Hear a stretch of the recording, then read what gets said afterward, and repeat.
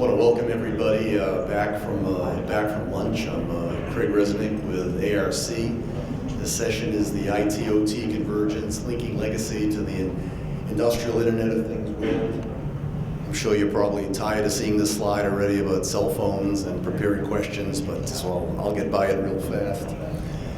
I think the thing that we've all been hearing about IIoT convergence for a long time. Certainly starting to accelerate its implementation in plants. But one of the things that we find is that there's still a tremendous learning curve that has to occur both from each other's perspective.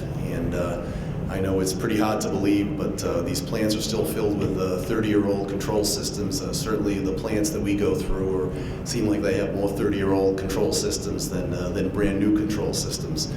And there has to be a way within these plants to make those IT and OT connections and establish them, even if it is on legacy equipment. I mean, with the demands today for tighter integration, the ability to deploy analytics with these solutions, deal with the cloud and big data, I mean, this certainly has to occur. But the problem is how do you do this convergence with the reality that all this 30-year-old equipment is not going to go away overnight. And so we're going to talk about some case studies as far as how some of these plants deal with IT and OT convergence that have to have the issues of legacy systems. Now, this is certainly the familiar ISA 95 model, something that's certainly familiar in most of your plants today. But the question becomes is the ISA 95 model going to help people move into an IIoT world? And as we start building up IT and OT convergence, it's how do we go from these new smart connected machines that are down on the OT level and start hooking it up to IT, where we're dealing with technologies like virtualization and the cloud, and being able to run some of those powerful analytics. I think, as we go back to some of us that have been around for too many years, I guess, remembering the fact when people had dedicated maintenance functions and you were using, dedicated computers that were, even back in the mini computer age. And now as you're moving to a world with virtual servers and, object-oriented Internet of Things and cloud, when people on site were maybe maintenance technicians, and now all of a sudden the skill set they need is to be able to learn IT, and you went from a situation where you had people on site that would do a lot of the maintenance, and now you're dealing with MACs, main automation contractors, or MECs, main electrical contractors, more involvement with systems integrators. And it's interesting because everybody has a different perception of IT and OT from coming at it from the opposite side. People maybe sometimes think from the OT perspective that this is an area where they don't necessarily understand issues such as real time. How do you measure ROI of IT, where they can more easily measure ROI on the OT side of the business? So what true value does it add to the business? And then the other thing that sometimes in OT they get nervous is they hear these stories of, that in IT that the purchasing the system is 10% of the whole cost up front, and 90% is just the operating cost to maintain these IT systems and all the things that requires as far as help desks and security, backups. So this always becomes another issue amongst the OT folks as they start looking at IT. They look at the difference in the attributes between information technology and operations technology.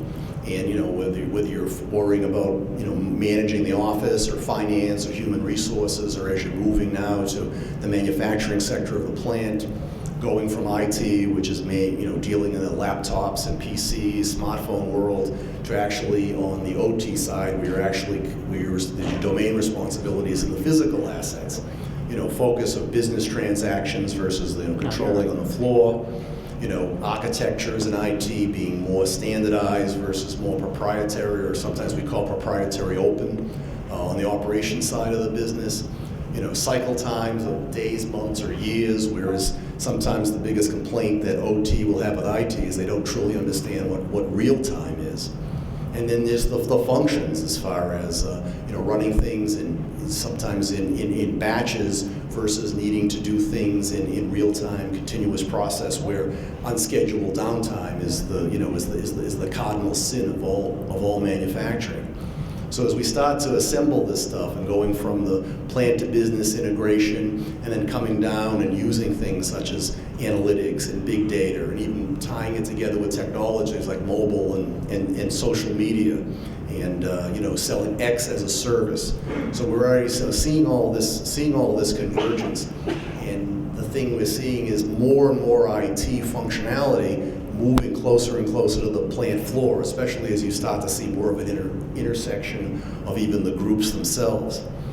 So sometimes say, what are the priorities, and what do we even name these groups, for example? Do we call it manufacturing IT? Do we call it, the embedded IT skills in automation and engineering? Is it, give automation to the IT services? Or so sometimes we call it the wall of mistrust, because you still have sometimes the civil wars in these plants where the IT and OT integration from a departmental's perspective hasn't happened, and sometimes there's a lot of mistrust amongst each other.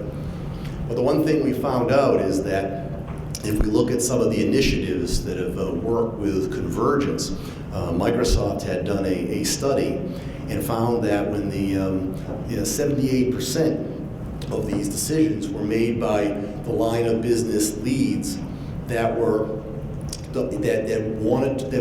overseeing IT and OT. So this was not really something that was driven totally by the IT department or totally by OT.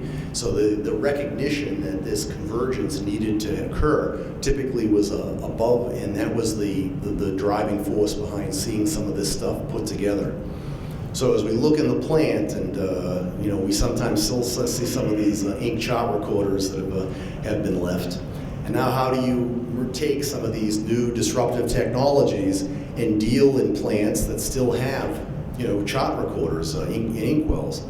So it's really a matter of how do we do this and still connect it out through the supply chain and the operations, production services. And this is really some of the big challenges that you have in this IT-OT convergence and trying to link to the legacy.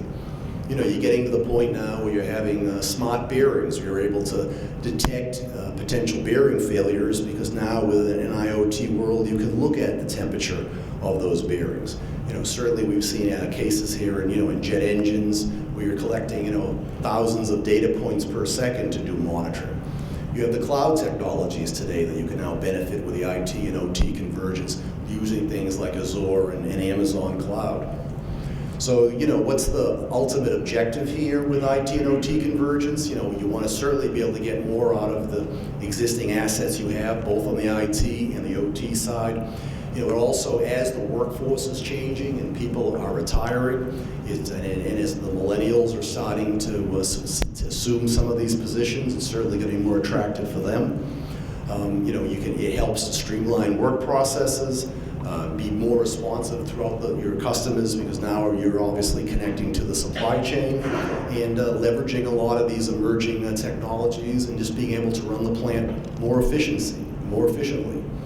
So we have three speakers today. Andrew Kling from Schneider, who's actually going to talk about that as an automation supplier, how they use the convergence to help them manufacture their automation equipment, as well as Hugh Roddy from Chobani Yogurt, and Jeff Smith, who's from a company called LogicsWise now, but he's going to be talking about a case study from American Excellent Manufacturing. Then we'll be joined by our panel. So if you have any questions, certainly write them down on your on the index cards or the pads of paper in front of you, and then ARC people will collect them and bring them up when we have the panel discussion. That's just promoting some of the blogs we have. And what I'd like to do is go back and Jeff Smith, I'd like to have you come to the stage, please.